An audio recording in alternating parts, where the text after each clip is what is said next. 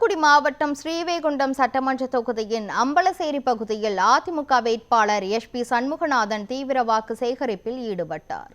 தூத்துக்குடி மாவட்டத்தில் உள்ள ஸ்ரீவைகுண்டம் சட்டமன்ற தொகுதியில் அதிமுக வேட்பாளர் எஸ்.பி. சண்முகநாதன் வேட்பாளராக களமிறங்குகிறார். இந்த நிலையில் ஸ்ரீவைகுண்டம் சட்டமன்ற தொகுதியின் அம்பலசேரி பகுதியில் எஸ்.பி. சண்முகநாதன் தீவிர வாக்கு சேகரிப்பில் ஈடுபட்டார்.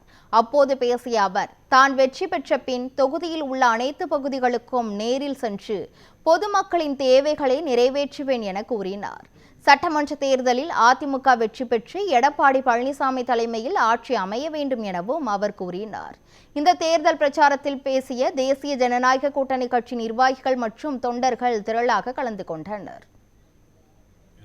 வந்திருக்கிறேன். நீங்கள் உங்கள் ஊருக்கு தேவையான அடிப்படை வசதிகளை என்னிடம் இப்பொழுது கூறினீர்கள்.